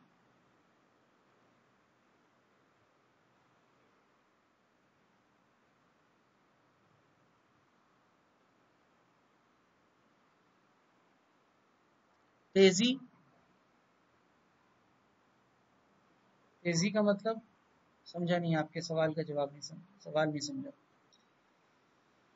جی، وعن ابی ہریرہ رضی اللہ تعالی عنہ قال قال رسول اللہ صلی اللہ علیہ وسلم اذا اشتد الحر فابردوا بالصلاۃ، نبی کریم صلی اللہ علیہ وسلم کا ارشاد ہے کہ جب گرمی شدید ہو تو فابردوا بالصلاۃ، تو ظہر کو ٹھنڈا کر کے پڑھا کرو۔ یہاں دیکھیے امام شافعی رحمۃ اللہ علیہ کا مسلک، جیسے کہ میں نے شروع میں عرض کیا تھا کہ وہ امام مالک اور امام شافعی رحمۃ اللہ علیہ فرماتے ہیں کہ ظہر کی نماز میں تعجیل ہر صورت میں بہتر ہے۔ یہ وہ حدیث ہے جس سے حضرات احناف اور حنابلہ نے استدلال کی ہے۔ حضرات احناف اور حنابلہ یہ فرماتے ہیں کہ ظہر کی نماز اگر گرمی کا موسم ہو تو ٹھنڈا کر کے پڑھنا بہتر ہوتا ہے۔ جی، سورج کی تیزی مراد ہے حیتن سے، یعنی سورج کی تیزی باقی ہو، اس کے اندر پیلاہٹ نہ آئی ہو، کیونکہ پیلاہٹ اگر آ جائے گی تو اب اس صورت میں سورج کی کرنیں اب ٹوٹ چکی ہیں، اس کی تیزی ختم ہو چکی ہے، اب جو ہے وہ کراہت ہوگی نماز پڑھنے میں۔ اس سے پہلے عصر کی نماز پڑھ لینی چاہیے۔ عام طور پر مردوں کی نماز تو جماعت سے ہوتی ہے مسجد میں، وہ تو جلدی پڑھ لیتے ہیں، لیکن عورتوں میں بعض اوقات یہ چیز دیکھنے میں آتی ہے کہ گھر کے کام کاج میں یا کسی چیز میں لگنے کی وجہ سے وہ نماز ڈیلے ہوتی چلی جاتی ہے، اور پھر اس کے بعد جب عصر پڑھ رہی ہوتی ہیں تو سورج میں پیلاہٹ آ جاتی ہے۔ یاد رکھیے اس صورت میں عصر کی نماز مکروہ ہوتی ہے۔ مردوں میں بھی عام طور پر یہ چیز اس وقت دیکھنے میں آ رہی ہوتی ہے جب کوئی کام سے لوٹ رہے ہوتے ہیں، شام کے ٹائم میں، جیسے اب ملازمت سے آفیسز سے گھر جب واپس آ رہے ہوتے ہیں اور اس وقت گھر پہنچ کے نماز پڑھ رہے ہوتے ہیں تو گھر پہنچتے پہنچتے سورج کے اندر اچھی خاصی پلاہٹ آ جاتی ہے۔ تو ان چیزوں سے مردوں عورتوں سب کو بچنا چاہیے۔ یاد رکھیے عصر کی نماز کو سورج پیلا ہو جانے کے بعد جا کے پڑھنا یہ منافق، ہم باب میں پڑھیں گے، اسی باب کے اندر حدیث آئے گی کہ یہ آپ صلی اللہ علیہ وسلم نے منافق کی نماز قرار دی ہے، کہ منافق یہ کام کرتا ہے کہ سورج جب غروب ہونے کے قریب ہو جائے تو اٹھ کر جو دو چار ٹکرے مار لیتا ہے، یعنی نماز کو بھی ٹکرے مارنے سے آپ نے تعبیر کیا، کوئی طریقے سے نہیں پڑھتا۔ اس لیے بہرحال عصر کی نماز کو بھی اور تمام نمازوں کو اپنے اوقات کے اندر اور خاص طور پر اپنے اوقات مستحبہ کے اندر ادا کریں، تاکہ نمازوں کے اہتمام میں ہمارے اندر کسی بھی قسم کی کوتاہی کا معاملہ باقی نہ رہے۔ جی، عشاء اگر لیٹ پڑھتے ہیں ٹھیک ہے، کوئی حرج کی بات نہیں ہے، لیکن دو باتوں کے ذہن میں رکھیے گا، دو شرطیں ذہن میں رکھیے گا۔ ایک تو نماز ضائع نہ ہو، پڑھے بغیر سو نہ جائے، ایک چیز یہ۔ دوسرا یہ کہ دیر سے پڑھنے کی صورت میں کہیں سستی نہ آ جائے کہ ہم پڑھیں تو صحیح لیکن صحیح طریقے سے فریش ہو کے نہ پڑھیں۔ بعض اوقات ایسا ہوتا ہے کہ ہم نے ڈیلے کیا کاموں کی وجہ سے اور تاخیر کر کے پڑھی، لیکن ہماری آنکھیں بند ہو رہی ہیں، جھٹکے آ رہے ہیں، اونگ آ رہی ہے اور اب نماز پڑھ رہے ہیں لیکن صحیح طریقے سے نہیں پڑھ پا رہے کیونکہ دیر سے نیند آ رہی ہے۔ اگر اس طرح کی کیفیت ہے پھر بھی جلدی پڑھیں۔ بات سمجھ میں آ گئی؟ یعنی گویا کہ دو باتوں سے بچیں، ایک تو یہ کہ دیر کی وجہ سے نماز ضائع نہ ہو جائے کہ پڑھے بغیر سو جائیں، دوسرا یہ خیال رکھیں کہ ایسی تازگی بھی باقی رہے کہ جس تازگی میں نماز صحیح طریقے سے پڑھی جائے۔ ایسا نہ ہو کہ ہم دیر کی وجہ سے پڑھیں اور سستی کا شکار ہو کہ نماز صحیح طریقے سے نہ پڑھ رہے۔ فی روایت للبخاری عن ابی سعید بالزہری، ایک اور روایت میں، بخاری شریف کی روایت میں الفاظ یہ ہیں کہ حضرت ابو سعید رضی اللہ تعالیٰ عنہ سے مروی ہے کہ بالزہری اذا اشتد الحر فابردوا بالصلاۃ میں بالصلاۃ کے بجائے اس میں بالزہری کے الفاظ ہیں، تو مطلب اس کا بھی وہی نکلے گا کہ جب گرمی شدید ہو جائے تو نماز کو ٹھنڈا کر کے پڑھو، یعنی بالزہری، ظہر کو ٹھنڈا کر کے پڑھو۔ فإن شدت الحر من فیح جہنم، اس لیے کہ گرمی کی جو شدت ہوتی ہے یہ جہنم کی تپش میں سے ہے۔ فیح جہنم کی تپش، اس کے شعلے کو کہتے ہیں، فیح آگ کی شعلے کو، تپش کو، اس کے لہکنے کو کہا جاتا ہے۔ تو یہ جہنم کی تپش اس کی شعلوں کا ایک حصہ ہے، لہذا اس وقت میں نماز کو کچھ مؤخر کر کے پڑھو۔ واشتقت النار الی ربھا، پھر آپ صلی اللہ علیہ وسلم نے فرمایا جہنم نے اپنے پروردگار سے شکایت کی۔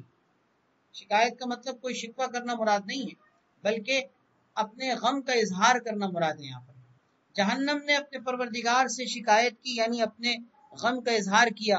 چنانچہ جہنم نے کہا ربی اکلنی، ربی اکل بازی بازن، اے میرے پروردگار میرے جسم کا بعض حصہ بعض کو کھائے جا رہا ہے، یعنی اندر آگ کی اتنی تیزی سے تپش ہے اور اتنی زیادہ جو ہے حدت ہے کہ میرے جسم کا بعض حصہ بعض کو کھائے جا رہا ہے۔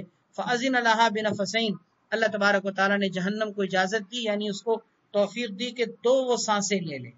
نفس ایک سانس کو کہا جاتا ہے، نفسین تسنیہ، اللہ تعالیٰ نے اس کو دو سانسیں لینے کی اجازت دی، نفس فی الشتاء و نفس فی الصیف، ایک سانس سردی میں اور ایک سانس گرمی میں۔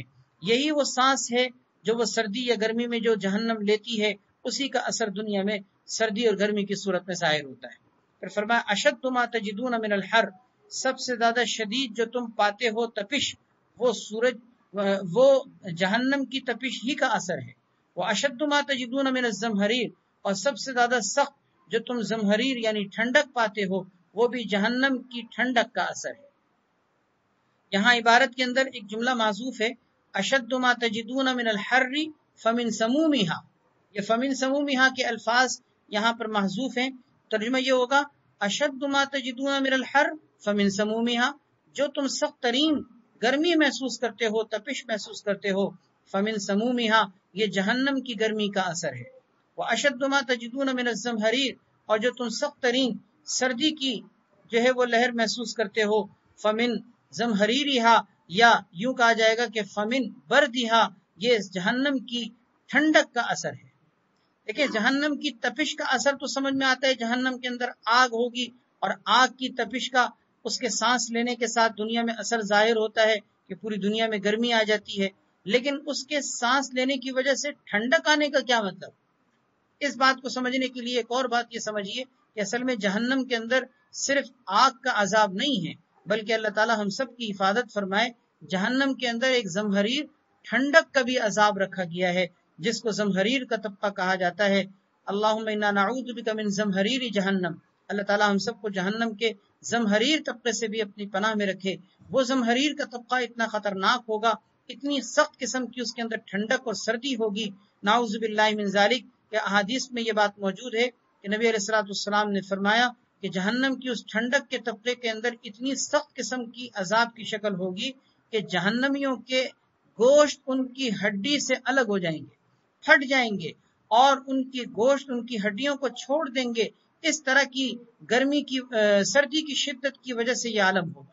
دیکھیں سردی میں دیکھا ہے نا کہ جیسے سردی کے موسم میں جسم کی جو اسکن ہوتی ہے وہ متاثر ہوتی ہے، اور اس وقت انسان کو جو ہے ویسلین وغیرہ کوئی آئلی چیز لگانی پڑتی ہے، اور یہی سردی اور خشکی کا موسم اگر اور زیادہ بڑھ جائے تو پھر جسم کے اندر یا پاؤں وغیرہ کی ایڑیوں میں پھٹنے کا بھی بعض لوگوں کو مرض لاحق ہو جاتا ہے، ایڑیاں پھٹنے لگ جاتی ہیں، اور اسکن کے اندر بھی مختلف قسم کی بیماریاں آ جاتی ہیں۔ تو یہ آپ سمجھ لیجئے یہ تو چھوٹی سی سردی کا ایک اثر جس کا جہنم کی سردی کے ساتھ کوئی جوڑ ہی نہیں بنتا۔ جہنم کے اس زمہریر طبقے کا ٹھنڈک کا یہ عالم ہوگا کہ گوشت پھٹ جائیں گے اور ہڈی سے الگ ہو جائیں گے، نعوذ باللہ من ذالک۔ پھر روایت ایک اور روایت، جی بالکل آئس باؤنڈری ہو جاتا ہے، جی بالکل ایسے ہی ہے۔ تو سردی کا بھی ایک اپنا ایک عذاب کا بھی معاملہ ہو سکتا ہے، تو اللہ تبارک و تعالیٰ سے مانگنا چاہیے، اللہم انا نعوذ بک من زمہریر جہنم۔ سخت سردی کا موسم ہو، حدیث میں دعا سکھائی گئی ہے کہ یہ الفاظ جو سردی کے موسم میں کہہ دینا کہ اللہ اکبر کتنی سخت قسم کی سردی ہے، اے اللہ میں جہنم کے زمہریر طبقے سے آپ کی پناہ چاہتا ہوں۔ جو یہ دعا مانگ لے اللہ تعالیٰ اس کو اس سے محفوظ کر دیتے ہیں۔ سخت گرمی کا عالم اور کوئی یہ کہہ دے اللہ اکبر کتنی سخت قسم کی گرمی ہے، اے اللہ میں جہنم کی نار سے یعنی اس کی آگ کے عذاب سے آپ کی پناہ چاہتا ہوں، اللہ اس کو پناہ عطا فرما دیتے ہیں۔ وفی روایت للبخاری، بخاری شریف کی روایت میں ہے کہ فاشد ما تجدون من الحر فمن سمومها، دیکھیں یہ وہی جملہ جو پیچھے محذوف نکالا تھا وہی جملہ یہاں بخاری کی روایت میں موجود بھی ہے، فَأَشَدُّ مَا تَجِدُونَ مِنَ الْحَرِّ فَمِن سَمُومِهَا، کہ جو تم سخت ترین گرمی محسوس کرتے ہو، یعنی گرمی کی تپش محسوس کرتے ہو، فَمِن سَمُومِهَا، یہ جہنم کے سموم کا اثر ہے۔ سموم کیا چیز ہے؟ سورہ واقعہ کے اندر بھی آپ نے دوسرے رکوع میں یہ پڑھا ہوگا، فی سموم و حمیم۔ سموم اصل میں نا جھلسنے والی، جھلسا دینے والی گرم لو والی ہوا کو کہتے ہیں۔ سخت گرمی میں ایک خاص قسم کی ہوا چلتی ہے جس کو لو کہتے ہیں۔ یہ لو ایسی ہوا ہوتی ہے، لگتا ہے جیسے کہ جسم کے اندر گھس رہی ہے، جھلسا رہی ہے، اس لو کو سموم عربی میں کہتے ہیں۔ تو فرمایا فَأَشَدُّ مَا تَجِدُونَ مِنَ الْحَرِّ فَمِن سَمُومِهَا، جو سخت ترین تم گرمی کی تپش محسوس کرتے ہو وہ جہنم کی سموم یعنی گرم ہوا کا اثر ہے۔ وَأَشَدُّ مَا تَجِدُونَ مِنَ الْبَرْدِ، اور جو تم سخت ترین ٹھنڈک محسوس کرتے ہو، فَمِن زَمْهَرِيرِهَا، وہ جہنم کے زمہریر طبقے کا اثر ہے۔ وعن انس رضی اللہ تعالی عنہ قال كان رسول اللہ صلی اللہ علیہ وسلم يصلي العصر، نبی کریم صلی اللہ علیہ وسلم عصر کی نماز پڑھا کرتے تھے، والشمس مرتفعۃ حیۃ، اور اس وقت جب کہ سورج بلند ہوتا تھا، زندہ ہوتا تھا، یعنی اس کی کرنیں باقی ہوتی تھیں، اس کی تیزی باقی ہوتی تھی، فیذهب الذاهب الى العوالی، چنانچہ اس کے بعد کوئی جانے والا عوالی یعنی مدینہ منورہ کے اطراف میں، عوالی اطراف کو کہا جاتا ہے، مدینہ منورہ سے ہٹ کر قبا کی طرف کے علاقوں کو عوالی مدینہ کہا جاتا ہے۔ تو فیذهب الذاهب، کوئی جانے والا عوالی مدینہ کی طرف جاتا تھا، فیاتیہم، اور وہاں ان کے پاس پہنچتا تھا، اس حالت میں کہ سورج ابھی تک بلند ہی ہوتا تھا۔ اس سے یہ بتایا جا رہا ہے کہ عصر کی نماز آپ ایسے وقت میں پڑھ لیتے تھے کہ اس کے بعد کوئی مدینہ کے کنارے تک پہنچ سکتا تھا۔ وبعض العوالی من المدینہ علی 4 امیال، بعض مدینے کے عوالی یعنی اطراف کے علاقے 4 میل کے فاصلے پر ہیں یا اس کے قریب قریب، متفقون علیہ۔ تو گویا کہ اس کا مقصد کہنے کا یہ ہے حدیث میں کہ عصر کی نماز کے بعد کوئی 4 میل کا سفر بھی اگر کر لیتا تھا تو سورج ابھی تک بلند ہوتا تھا۔ وعنہ قال رسول اللہ صلی اللہ علیہ وسلم تلک صنعۃ المنافق، بڑی اہم حدیث ہے اور ہم سب کے لیے اپنی حالتوں پہ غور کرنے کے اعتبار سے اس حدیث میں بڑا اہم سامان موجود ہے۔ اس حدیث کو دل کے کانوں سے سنیے۔ اللہ کے نبی صلی اللہ علیہ وسلم نے اس میں منافق کی کچھ نشانیاں بتائی ہیں۔ آپ صلی اللہ علیہ وسلم نے فرمایا تلک صلاۃ المنافق، یہ منافق کی نماز ہوتی ہے، یجلس یرقب الشمس، کہ وہ بیٹھے سورج کو تاکتا رہتا ہے۔ رقب یرقب، کسی چیز کو غور سے دیکھنا، رقیب اسی سے ہی آتا ہے، کیونکہ رقیب کو اسی لیے رقیب کہا جاتا ہے کیونکہ وہ بھی تاکتا ہے، وہ بھی غور سے دیکھتا ہے۔ بہرحال یرقب، رقب یرقب، اس کے معنی غور سے اور تاکنے کے آتے ہیں۔ اللہ تعالیٰ کے ناموں میں بھی ایک نام ہے رقیب، کیونکہ اللہ تبارک و تعالیٰ سے زیادہ کون اچھے طریقے سے دیکھ سکتا ہے۔ اللہ تعالیٰ رقیب ہیں، یعنی اللہ نگہبان ہے، غور سے انسان کو دیکھ رہے ہیں۔ یجلس یرقب الشمس، یہ منافق کی نماز ہے کہ وہ بیٹھے سورج کو تاکتا رہتا ہے، حتی اذا اصفرت، یہاں تک کہ جب سورج پیلا پڑ جائے، وکانت بین قرنی الشیطان، اور سورج جو ہے شیطان کے 2 سینگوں کے درمیان پہنچ جائے۔ شیطان کے 2 سینگوں کا مطلب پیچھے گزر چکا ہے۔ قاما، تو بالکل عین غروب ہونے کے وقت میں وہ کھڑا ہوتا ہے، فنقر 4 4 ٹھونگے مار لیتا ہے۔ نقرہ کے معنی آتے ہیں جو پرندہ دانا چگنے کے لیے زمین میں دانے پہ ٹھونگے مارتا ہے، اس کو نقر سے کہتے ہیں، نقر الدیک، جیسے مرغے کا ٹھونگے مارنا دانا کھانے کے لیے۔ فنقر 4، تو وہ کھڑا ہوتا ہے اور 4 ٹھونگے مارتا ہے۔ لا یذکر اللہ فیہا الا قلیلا، وہ نماز میں نہیں اللہ کو یاد کرتا مگر بہت کم اللہ کو یاد کرتا ہے، اس کا دل نماز میں اللہ کے ذکر سے خالی ہوتا ہے۔ اب آپ اس حدیث میں ذرا غور کیجئے، اس میں منافق کی کچھ علامتیں ذکر کی گئی ہیں، کچھ صفات ذکر کی گئی ہیں۔ ایک صفت تو اس میں منافق کی یہ ذکر کی گئی ہے کہ نماز کو ڈیلے کرنا، اچھا بھی پڑھ لوں گا، تھوڑی دیر میں پڑھ لوں گا، اچھا بھی تھوڑا سا یہ کام کر لوں پھر پڑھ لوں گا، نماز کو ڈیلے پہ ڈیلے کرتے چلے جانا، یہ منافق کا کام ہے۔ مومن کا کام یہ نہیں ہے، مومن کا کام یہ ہوتا ہے کہ نماز کو اپنی ہر چیز پر مقدم کرتا ہے۔ منافق سارے کاموں کو فوقیت دیتا ہے نماز پر، مومن نماز کو تمام کاموں پر فوقیت دیتا ہے۔ اللہ اکبر، کتنی پیاری بات، حکمت والی بات مشہور ہے، آپ نے سنی ہوگی کہ نماز سے یہ مت کہو کہ مجھے کام کرنا ہے، کاموں سے یہ کہو کہ مجھے نماز پڑھنی ہے۔ یہ بڑی پیاری حکمت والی بات ہے۔ تو حقیقت بھی یہی ہے، ہمیں ایسے ہی ہونا چاہیے. ہم کاموں کو یہ کہتے کہ ہمیں نماز پڑھنی ہے، بجائے اس کے کہ ہم نماز کو یہ کہتے پھرتے ہیں کہ ابھی رک جاؤ، ابھی مجھے کام کرنا ہے. ہم نماز سے یہ کہہ رہے ہوتے ہیں. بہرحال یہ منافق کا انداز ہوتا ہے، منافق یہ کام کرتا ہے. مخلص مومن کا یہ کام نہیں ہوتا کہ وہ نماز کو ڈیلے کرے.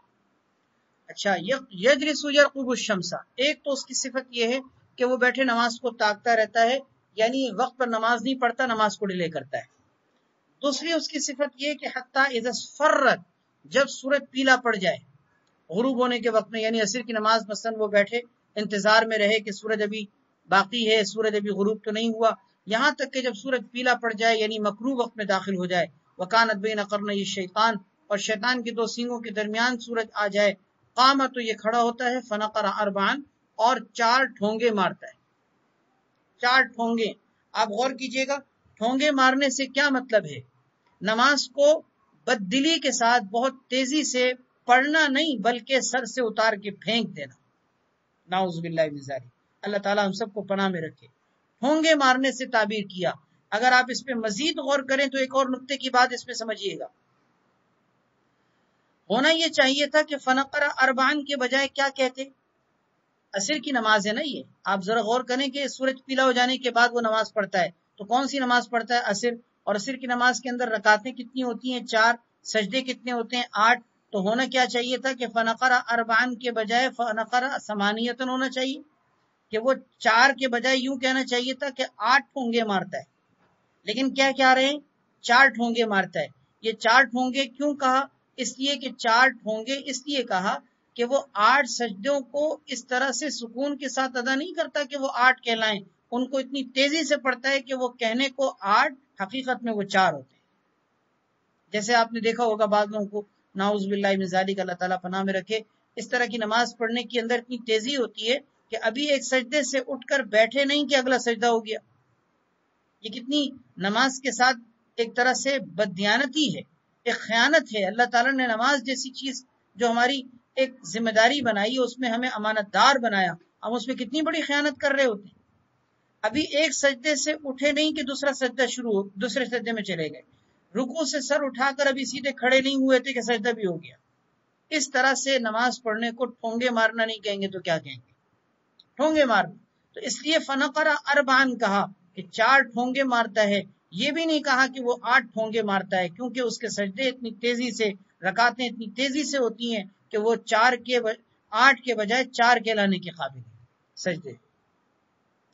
2 صفت ہو گئی. پہلی صفت یہ تھی کہ نماز کو ڈیلے کرنا، یہ منافق کا کام ہے. دوسرا کام یہ کہ وہ نماز کو بہت تیزی سے پڑھتا ہے، نماز کی صحیح طریقے سے ادائیگی نہیں کرتا. تیسری صفت منافق کی اس میں یہ ذکر کی گئی ہے، لا یذکر اللہ فیہا الا قلیلا، کہ منافق نماز کے اندر نہیں اللہ کو یاد کرتا مگر بہت کم. گویا یہ منافق کا کام ہے کہ وہ اپنی نماز میں تذکر کے ساتھ نہیں کھڑا ہوتا، اللہ کے ذکر کی حالت میں نہیں ہوتا، نماز کی حالت میں بھی وہ ذکر سے غافل ہوتا ہے. دیکھیے نا، ذکر کس کو کہتے ہیں؟ اللہ کی یاد کو کہتے ہیں. اللہ کی یاد کی اس سے بڑی کیا شکل ہوگی کہ بندہ اللہ کے سامنے قیام کی حالت میں ہے، رکوع کی حالت میں ہے، سجدے کی حالت میں ہے. جب اس حالت میں بھی اللہ یاد نہیں ہے تو اور کون سی حالت ہوگی کہ جب اللہ یاد آ جائے؟ تو یہ منافق کا انداز ہے کہ منافق نماز میں بھی اللہ کو اگر یاد کرتا ہے تو بہت کم یاد کرتا ہے. اللہ تعالی ہم سب کو پناہ میں رکھے. ہمیں منافقوں کے طرز پر نہیں چلنا، ہمیں مخلص مومنین کے طرز پر چلنا ہے. اور اس کا طریقہ یہ کہ ان تینوں صفات سے بچیے. ایک، نماز کو وقت پر پڑھیے. دوسرا، نماز کو طریقے سے پڑھیے. تیسرا، نماز کو ذکر کے ساتھ پڑھیے. اقیم الصلاۃ لذکری، رواہ مسلم. وعن ابن عمر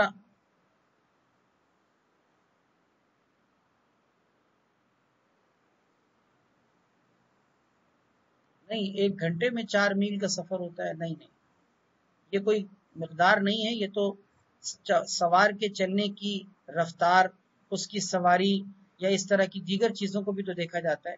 سوار اگر گھوڑے پہ ہو تو اس کا انداز دوسرا ہوگا، اونٹ پر ہو تو اس کا دوسرا ہوگا، آج کی جدید دور کی جو مشینریاں ہیں اس کا انداز دوسرا ہوگا. تو اس لیے جو ہے وہ اس کا معاملہ مختلف ہے. اس لیے یہ کہنا کہ 1 گھنٹے میں 4 میل کا سفر طے ہوتا ہے کوئی ضروری نہیں. حدیث کا جو مقصد ہے وہ میں نے عرض کر دیا ہے کہ بتلانا یہ مقصود ہے کہ عصر کی نماز آپ جلدی پڑھا کرتے تھے، اتنی کہ اگر کوئی عصر پڑھ کے مدینہ منورہ کے عوالی یعنی کنارے پر بھی اگر اپنے گھر میں پہنچتا اور وہ تقریباً 4 میل کے سفر پر ہے، 4 میل کے سفر پر ہے، تو وہ بھی جو ہے وہ پہنچ جاتا تھا اس حالت میں کہ سورج ابھی تک بلند ہوتا تھا۔ وعن ابن عمر رضی اللہ تعالیٰ عنہ قال قال رسول اللہ صلی اللہ علیہ وسلم الذي تفوته صلاة العصر فكأنما وتر اهله وماله۔ حضرت عبداللہ ابن عمر رضی اللہ تعالیٰ عنہ سے مروی ہے کہ نبی کریم صلی اللہ علیہ وسلم نے ارشاد فرمایا کہ الذي يفوته صلاة العصر، جس کی عصر کی نماز فوت ہو جائے، فكأنما وتر اهله وماله، گویا کہ اس کا اہل و مال سب کچھ لوٹ لیا گیا۔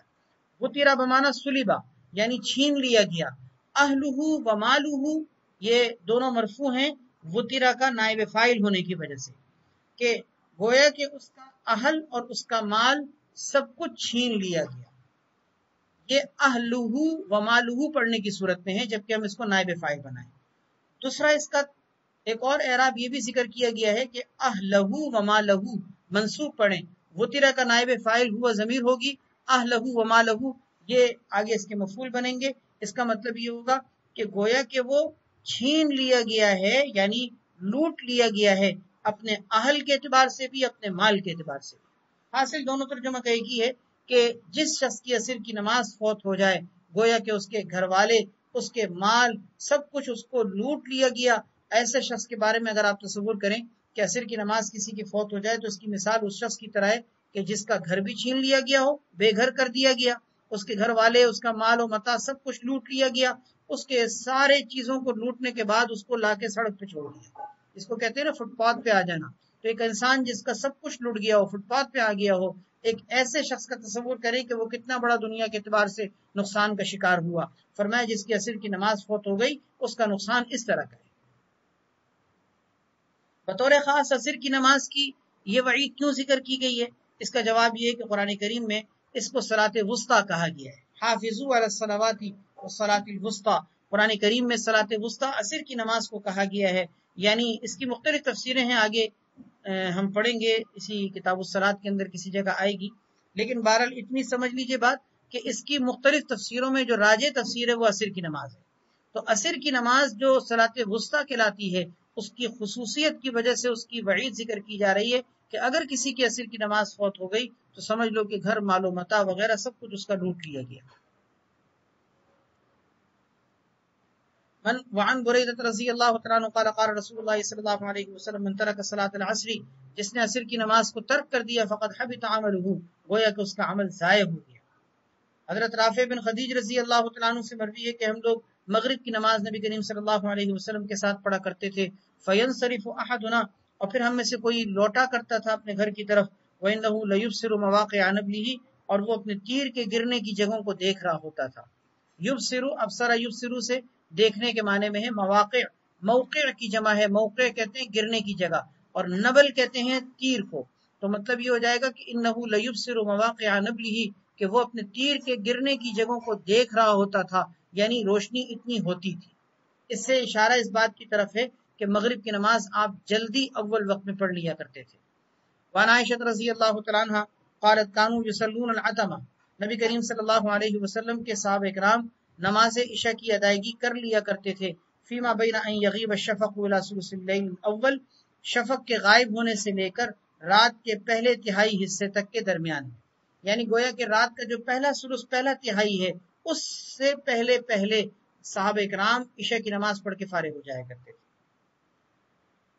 وعنہا، حضرت عائشہ صدیقہ رضی اللہ تعالیٰ عنہ سے ہی مروی ہے کہ کان رسول اللہ صلی اللہ علیہ وسلم یصلی الصبح، نبی کریم صلی اللہ علیہ وسلم صبح کی نماز پڑھا کرتے تھے، فتنصرف النساء، اس کے بعد صبح کی نماز سے فارغ ہونے کے بعد عورتیں اپنے گھروں کو لوٹا کرتی تھیں، متلفعات بمروطہن، لپٹی ہوئی اپنی چادروں میں، متلفعات لپٹی ہوئی، تلفع کہتے ہیں لپیٹنے کو، یعنی کسی چادر وغیرہ کو اپنے جسم پر لپیٹنا۔ متلفعات، اس حالت میں وہ لوٹا کرتی تھی کہ وہ لپٹی ہوئی ہوتی تھی، بمروطہن، اپنی چادروں میں، ما یعرفن من الغلس، تاریکی کی وجہ سے ان کو پہچانا نہیں جاتا تھا۔ اس حدیث سے یہ بات معلوم ہوئی کہ غلس میں آپ صلی اللہ علیہ وسلم نماز پڑھا کرتے تھے، اور غلط میں نماز پڑھنا میں نے آپ سے عرض کر دیا کہ نبی کریم صلی اللہ علیہ وسلم سے ثابت ہے، لیکن یہ بات بھی ثابت ہے کہ اسفروا بالفجر فإنه اعظم للأجر، کہ صبح کی نماز کو روشن کر کے پڑھا کرو، اور اس لیے روشن کر کے پڑھا کرو کیونکہ اس سے اجر بڑھتا ہے، نمازیوں کی تعداد بڑھے گی تو اجر بھی بڑھے گا۔ آپ صلی اللہ علیہ وسلم کا اپنا عمل غلط میں پھر کیوں تھا؟ اس کا جواب یہ کہ لوگ رات کو اٹھے ہوئے ہوتے تھے، یہ لوگ رات کو تہجد میں اٹھے ہوئے ہوتے تھے، صحابہ اکرام بھی اٹھے ہوئے ہوتے تھے، خود نبی کریم صلی اللہ علیہ وسلم کا بھی رات کو قیام اللیل کا کتنا بڑا معاملہ تھا، تو اس لیے آپ صلی اللہ علیہ وسلم صحابہ اکرام کو اول وقت میں پڑھا دیا کرتے تھے۔ اور خود احناف کا بھی تو یہی مسلک ہے کہ اگر لوگ پہلے سے اٹھے ہوئے ہوں، یعنی رات کے اٹھے ہوئے ہوں، تو رات کی ابتدا میں صبح صادق کے طلوع ہوتے ہی فجر پڑھنا بہتر ہوتا ہے۔ یہی وجہ ہے کہ خود احناف کے مسلک کے مطابق رمضان میں فجر کی نماز اول وقت میں پڑھی جا رہی ہوتی ہے۔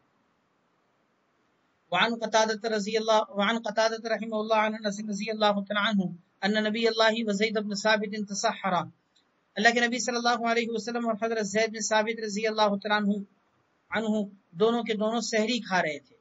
اللہ کے نبی صلی اللہ علیہ وسلم اور زید بن ثابت رضی اللہ تعالی عنہ ان دونوں نے سحری تناول فرمائی۔ فلما فرغا من سحورہما، جب یہ اپنی سحری کھا کر فارغ ہوئے، قام نبی اللہ کے نبی صلی اللہ علیہ وسلم کھڑے ہوئے رسلاتی نماز کے لیے، فصلی آپ نے نماز پڑھی۔ قلنا لانس، ہم نے حضرت انس رضی اللہ تعالی عنہ سے پوچھا، کم کان بین فراغہما من سحورہما ودخولہما فی الصلاۃ، کہ ان دونوں کے فارغ ہونے یعنی اپنے سحری کے کھانے سے فارغ ہونے کے درمیان اور نماز میں داخل ہونے کے درمیان کتنا وقت تھا، یعنی سحری سے فارغ ہو کر نماز پڑھنے کے اندر کتنا درمیان میں گیپ تھا، کتنی دیر بعد آپ نے فجر کی نماز کی ادائیگی کی تھی۔ قال، انہوں نے فرمایا، قدر ما یقرأ الرجل 50 آیۃ، اتنی مقدار میں کہ جتنی مقدار میں کوئی شخص 50 آیتوں کی تلاوت کر لے، یعنی اتنا وقت تھا تقریباً کہ اتنی دیر کے بعد آپ نے فجر کی نماز پڑھی کہ جس میں کوئی شخص 50 آیتوں کی تلاوت کر لے، یعنی گویا کہ اول وقت میں۔ اور اناف بھی یہی فرماتے ہیں کہ فجر کی نماز رمضان المبارک میں اسی لیے اول وقت کے اندر پڑھنا بہتر ہے تاکہ لوگ رات کے اٹھے ہوئے ہوں تو ان کو جلدی فجر کی نماز پڑھنے کا موقع مل سکے۔ رواہ البخاری۔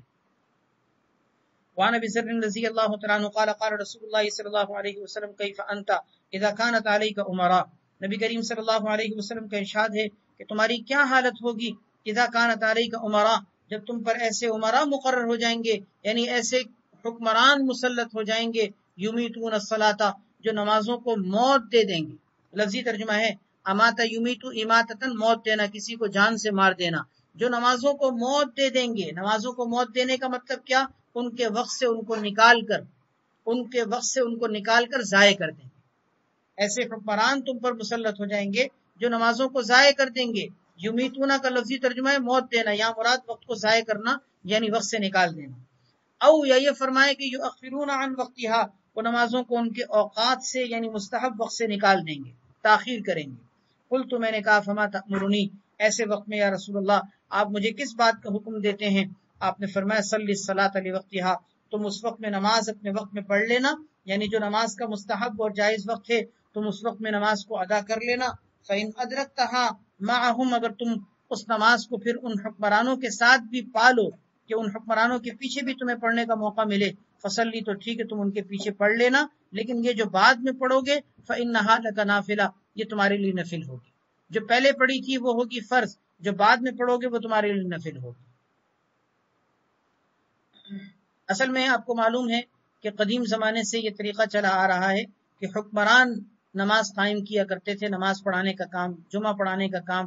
اسی طریقے سے اگر کوئی بڑی مسجد جس میں حکمران نماز پڑھانے کا کام کرتے ہوں تو اس وقت میں حکمرانوں کے اندر وقت کے ساتھ ساتھ یہ چیز آ جائے گی کہ وہ نماز کو ضائع کرنا شروع کر دیں گے اپنی دوسری مصروفیات کی وجہ سے۔ ایسے وقت میں اگر نماز ان کے پیچھے پڑھنے کے انتظار میں بیٹھے تو اپنی بھی نماز ضائع ہو جائے گی۔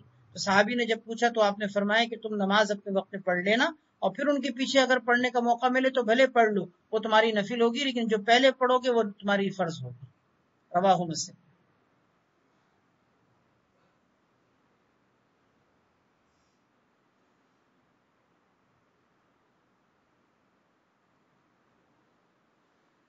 چلے بس نماز کا وقت ہو گیا۔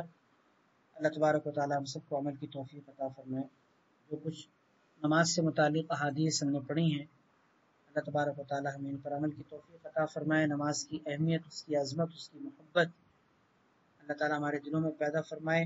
آج تک ہم سے نماز کے حوالے سے جو کوتاہیاں ہوئی اللہ تعالیٰ معاف فرمائے، اور آئندہ زندگی کے اندر اللہ تعالیٰ ہمیں نمازوں میں خوب اہتمام نصیب فرمائے، خلوص کے ساتھ، عقیدت کے ساتھ، محبت کے ساتھ، عظمت کے ساتھ اللہ ہمیں نماز کی ادائیگی کی توفیق عطا فرمائے. اللہ تبارک و تعالیٰ صرف ہمیں نہیں، ہمارے گھر والوں کو، ہمارے بچوں کو، ہماری نسلوں کو بھی اللہ نماز کے لیے قبول فرمائے. اپنے بچوں کی نماز کے حوالے سے ایک بڑی بہترین دعا قرآن کریم میں خود موجود ہے، رب اجعلنی مقیم الصلاۃ ومن ذریتی. آپ اس دعا پر ذرا غور کریں. ہم نمازوں کے اندر بھی اس کو پڑھ لیتے ہیں، لیکن تھوڑا سا معنی پہ غور کر کے پڑھیں تو انشاءاللہ پھر ہمیں اس کا استحضار ہوگا تو اور زیادہ اچھا لگے گا. رب اجعلنی مقیم الصلاۃ، ہے میرے پروردگار مجھے بھی نماز قائم کرنے والا بنا، اور میری ذریت اور میری اولاد اور نسلوں میں بھی نماز قائم کرنے والے پیدا فرما. اپنے لیے، اپنی اولاد اور اپنی نسلوں کے لیے بھی نماز قائم کرنے کے لیے یہ بڑی پیاری دعا ہے جو ہمیں مانگنا چاہیے، اور پورے استحضار کے ساتھ، ترجمے کے استحضار کے ساتھ مانگنی چاہیے. رب اجعلنی مقیم الصلاۃ ومن ذریتی، اللہ مجھے بھی نماز قائم کرنے والا بنا، میری اولاد کو، میری نسلوں کو بھی نماز قائم کرنے والا بنا. اللہ ہم سب کو ایسے ہی بنا دے، اور یہ دعا ہم سب کے حق میں اللہ تعالیٰ قبول فرما لے. وآخر دعوانا الحمدللہ رب العالمین.